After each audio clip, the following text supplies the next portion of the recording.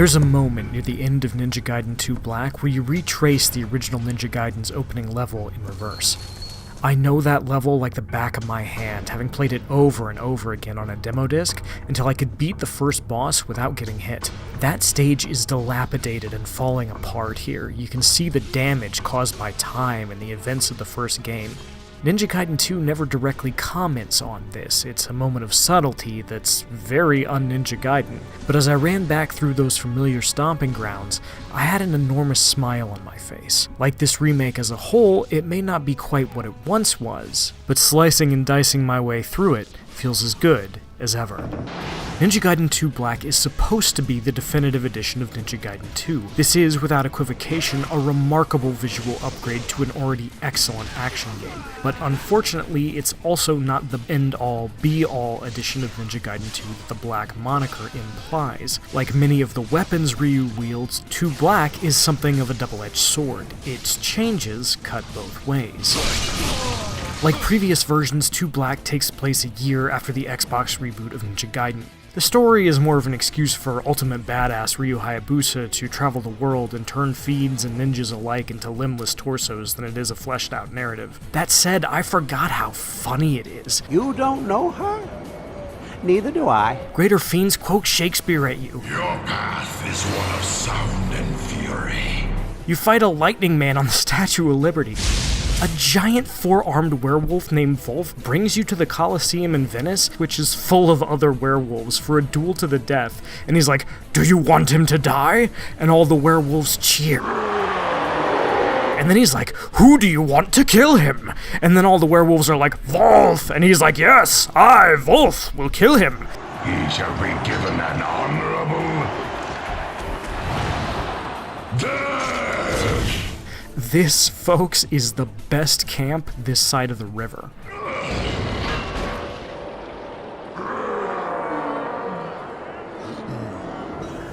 But you're not here for the plot, you're here for the combat, and on that front, 2 Black delivers and then some. Ninja Gaiden 2's whole deal is that you can de-limb enemies, cutting off arms, legs, and even heads as you rip through rooms, opening them up for an instant execution. The downside is that injured enemies are even more dangerous. These dudes will jump on you, stab you, and blow themselves up to kill you. Unlike Devil May Cry or Bayonetta, Ninja Gaiden is not about styling on your enemies, it is about surviving. Your foes will not stand there and wait for you to attack them, nor will they do long, slow attacks with a noticeable windup. No, they're fast, ferocious, and unrelenting, and they're pretty sure you said something about their mama. They want you dead.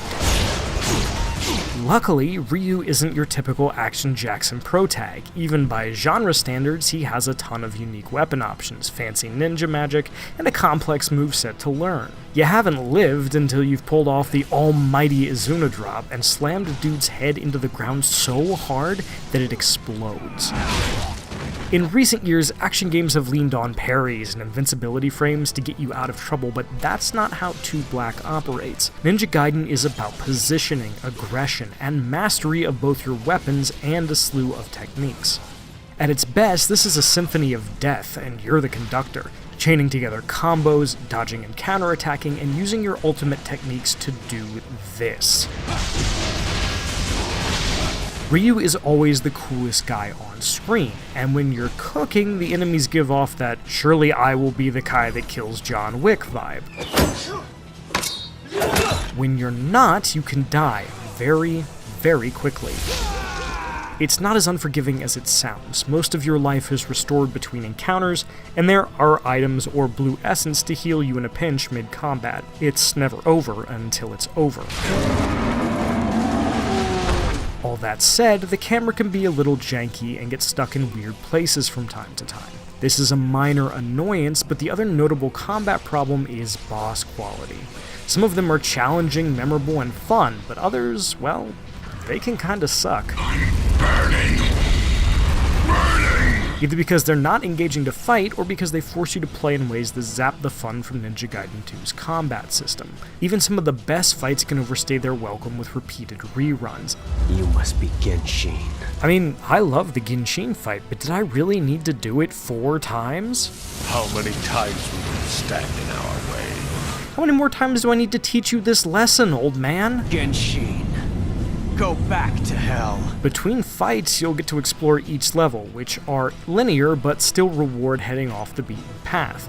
It's here that you'll see the depth of 2 Black's visual upgrades. Yeah, the new character models look amazing, love the new hair, Sonya, but the lighting changes and texture upgrades really make these environments pop.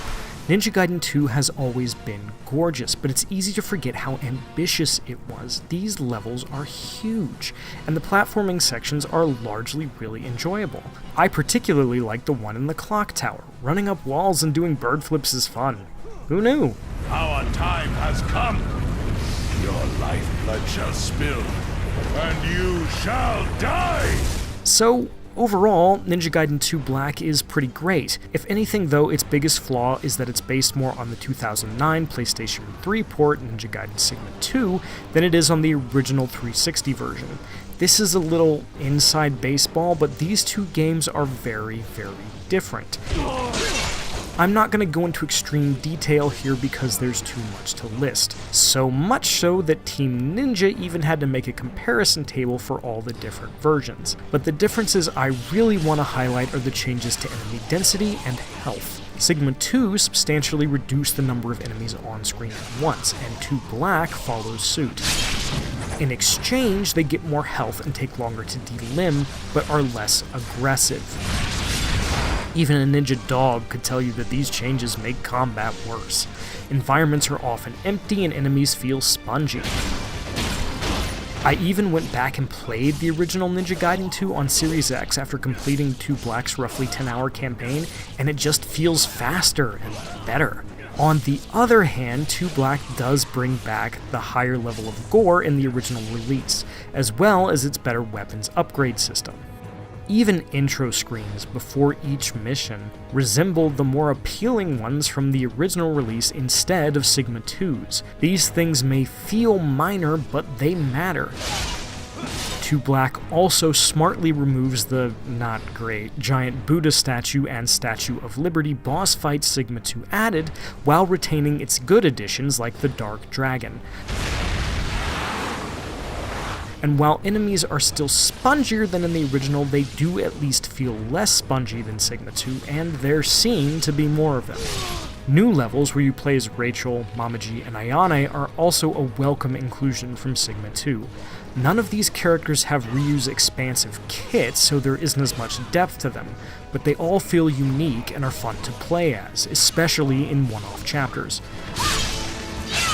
Finishing the campaign unlocks additional costumes for every character, as well as chapter challenges if you want to replay chapters and compete for a high score, though there aren't online leaderboards this time.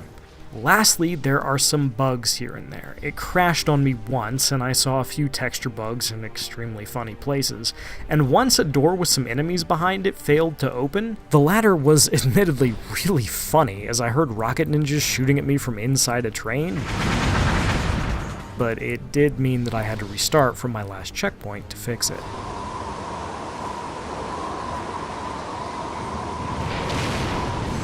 Ninja Gaiden 2 Black is neither Ninja Gaiden 2 nor Ninja Gaiden Sigma 2, but instead a secret third thing that mixes both versions together to create something that is wholly unique and by far the most beautiful version of this excellent action game yet.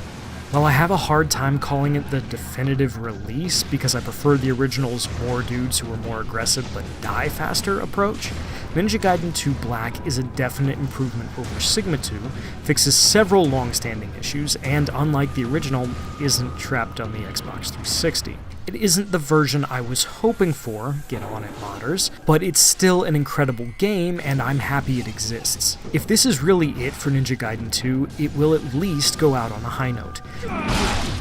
This trip through time reminded me that while you can't go home again and nothing will ever truly be like it was, that doesn't mean something can't still be beautiful. Ninja Gaiden 2 is remarkable, even with its flaws, and it's good to finally have it back in black. Your death will atone for generations of hate. The bloodline of the Dragon Ninja ends here. For more gore, check out our review of Sniper Elite Resistance, or for a goofier flavor of carnage, our review